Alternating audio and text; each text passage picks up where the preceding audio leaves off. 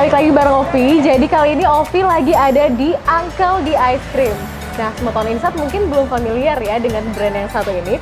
Jadi kali ini Ovi bakal ngulik-ngulik semua hal tentang Uncle di Ice Cream dan juga sosok di baliknya. So, tetap stay tune. Nah, Sobat Insight, seperti yang udah aku bilang tadi, aku bakal kenalin ke kalian sosok di balik Uncle di Ice Cream ini. Beliau adalah seorang entrepreneur muda lulusan Queen's University of Belfast, United Kingdom.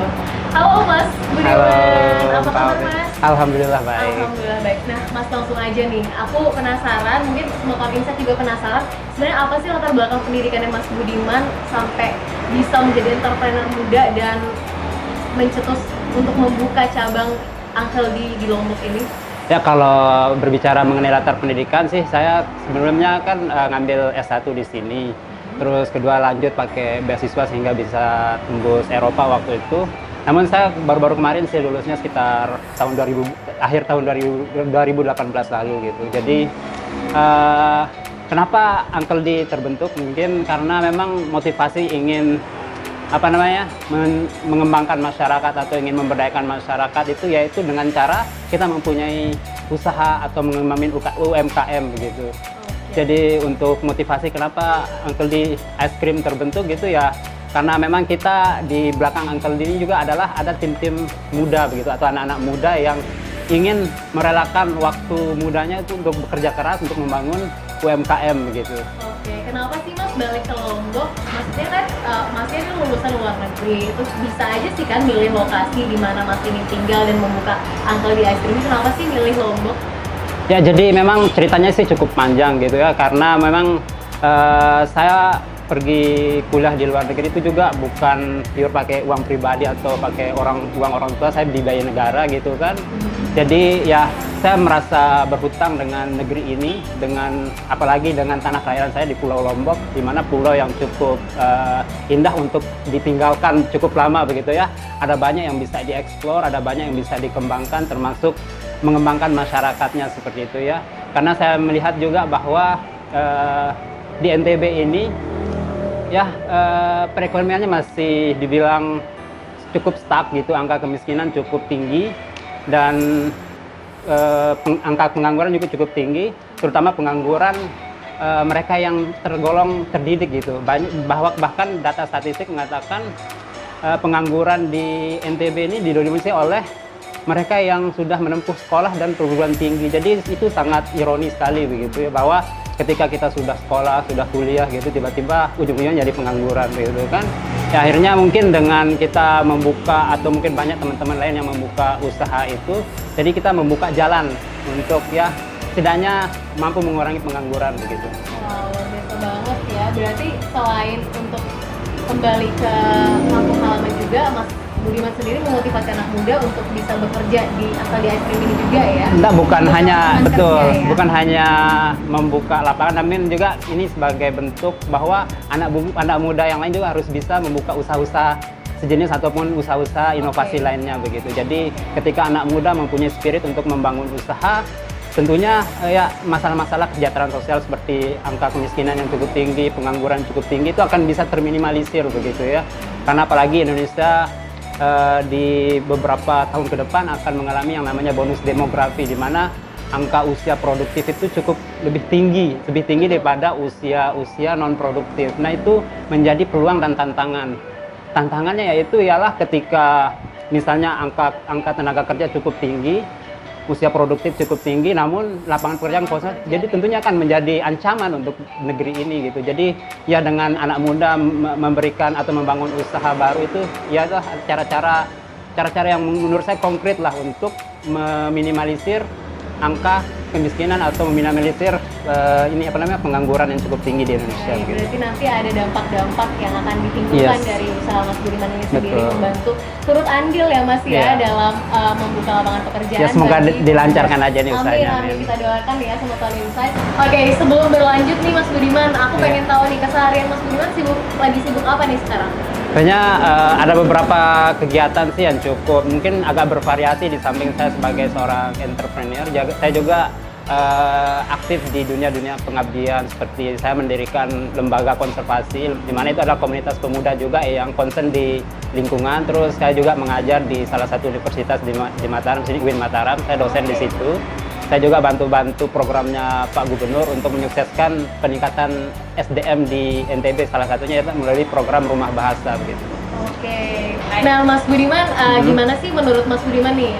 Sekarang kan banyak fresh graduate nih, ya kan? Terus belum punya kerjaan. Gimana sih cara mendorong mereka untuk bisa menjadi entrepreneur muda seperti Mas Budiman, untuk bisa menciptakan lapangan kerja bagi mereka sendiri, dan lebih bagusnya juga menciptakan lapangan kerja bagi orang lain. Gimana sih Mas cara mendorongnya?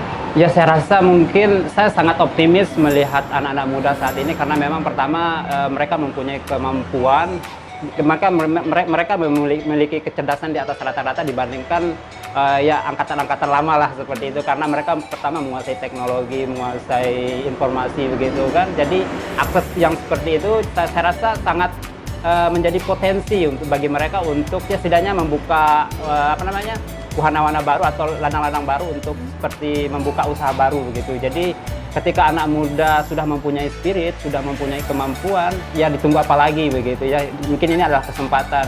Apalagi mungkin di NTB sendiri atau di Lombok, ya kita tahu sendiri bahwa di masa pandemi ini sektor-sektor utama seperti pembangunan ekonomi di sini tuh kan pertama dari agriculture atau pertanian, dan kedua dari pariwisata itu sangat down sekali begitu kan. Tentunya akan banyak itu memang terdampak banget lah, banyak karyawan-karyawan yang dinonjobkan atau memang yang pengurangan karyawan, itu dampak buruk inilah dari corona dari sisi ekonominya. Nah, bagaimana anak-anak muda itu ketika di masa-masa di masa-masa seperti ini nih ya mampu mengangkat akal kritis mereka atau pemikiran kritis mereka untuk membangun usaha baru yang mana tujuannya untuk ya mengembangkan masyarakat, ya membantu sesama lah gitu kan, membantu sesama. Tentunya pertama yaitu harusnya kita mempunyai kemauan dulu begitu ya. Jika sudah mempunyai kemauan ya jangan takut gagal gitu. Kalau udah berpikir takut gagal ya mungkin kita akan stuck di situ. Jadi pemuda itu intinya ialah dia tidak takut gagal begitu, karena kegagalannya itu nanti kegagalan pertama, kedua itu akan menjadi pelajaran. Bagi saya itu bukan kegagalan, namun ada benefit yang didapatkan, yaitu adalah pengalaman dan pelajaran. Itu hal yang paling penting yang harus yang kita dorong begitu. Nah, Sobat Insight, jadi luar biasa banget ya, ini Mas Budiman ini benar-benar memotivasi kaum muda, di mana mereka yang baru saja lulus itu bisa membuka peluang usahanya sendiri. Jadi nggak cuma hanya tentang modal ya, Sobat Insight, jadi harus punya kemampuan dan juga kemauan dari diri sendiri. Itu yang penting.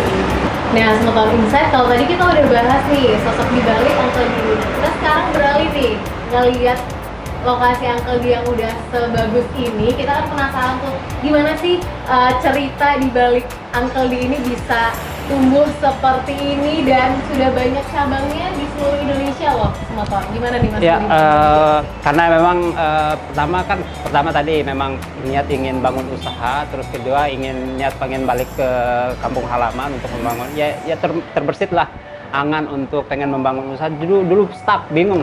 Apa sih usaha ini? Usaha jual gorengan udah banyak, usaha jual cilok juga udah banyak. Jadi kira-kira apa sih usaha yang bagi sebagian besar orang Indonesia suka begitu kan?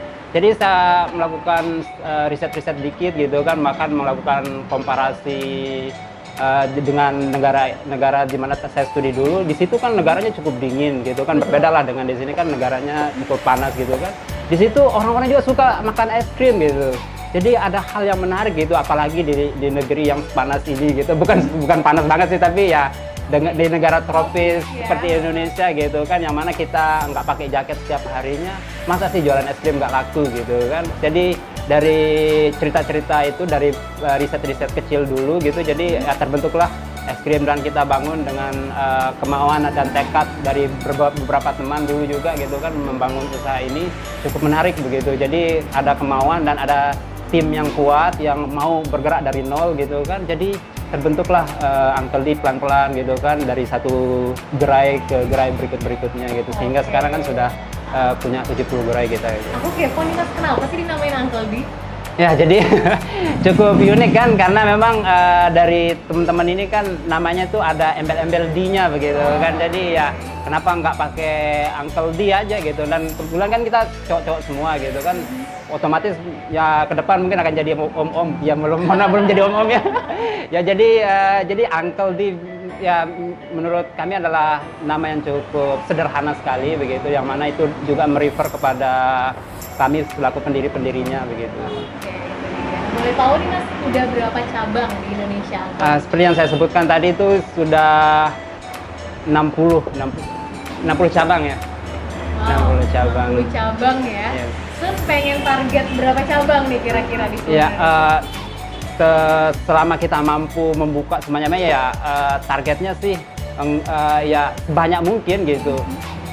Contohnya mungkin di tahun depan mungkin kita pengen buka 100 gerai lagi, ya mungkin dalam 5 tahun kita pengen buka sampai 500 lah begitu. Amin, Jadi alhamdulillah semoga ya kita dengan banyaknya gerai tercipta atau terbangun di seluruh Indonesia, mungkin kita bisa membantu pemerintah untuk meredam ini angka pengangguran yang cukup tinggi gitu. Amin, amin. Nah, pertanyaanku terakhir nih Mas Budiman, harapannya nih ke depan untuk Uncle D dan juga terus untuk pemuda-pemuda di era milenial sekarang, terkhususnya lagi untuk pemuda-pemuda Lombok. Ya, pertama mungkin harapan untuk Uncle D sendiri, semoga nanti Uncle D semakin tersebar luas di Indonesia, kita makin mampu membuka gerai-gerai baru lagi gitu dengan merekrut banyak tenaga atau banyak karyawan gitu kan. Itu untuk harapan untuk Uncle D. Terus kedua harapannya untuk kita sama-sama para pemuda seperti Mbaknya juga, mungkin Mbaknya juga sudah punya usaha gitu kan. Amin. Jadi ya marilah kita sama-sama membangun Indonesia ini dengan kita sama-sama mendirikan usaha atau apalah gitu, ya setidaknya kita mampu membantu masyarakat begitu kan, atau membantu teman-teman kita yang memang kurang beruntung sehingga kita tarik mereka untuk bekerja di tempat kita begitu ya. Jadi para pemuda adalah, saya cukup optimis begitu karena mereka, apalagi anak-anak milenial saat ini, mereka cerdas, mereka mempunyai kemampuan yang lebih di atas rata-rata dan mereka masih muda begitu, ya namanya pemuda gitu kan. Ya jadi dengan modal-modal seperti itu, jadi harapan ingin Indonesia maju di masa depan itu saya sangat optimis banget gitu ya. Jadi mungkin itu adalah harapan saya begitu untuk ya teman-teman muda lah khususnya begitu kan. Kalau untuk masyarakat secara umum ya ya datanglah ke Uncle D Ice Cream gitu. Nah, Sobat Insight, satu yang bisa aku petik dari Mas Budiman ini, jadi sebenarnya punya usaha itu biasa ya, tapi kalau misalnya kita punya usaha dan bisa bermanfaat bagi orang lain, itu yang luar biasa, dan itu yang sudah dilakukan oleh Mas Budiman ini. So, sekarang aku mau cobain dulu salah satu menu terbaru, nih aku orang pertama yang nyobain menu dari Uncle D. Jadi, didengar dari namanya Uncle D Ice Cream, ternyata dia nggak cuma jualin ice cream aja nih, dia juga jual, ini namanya apa nih Mas?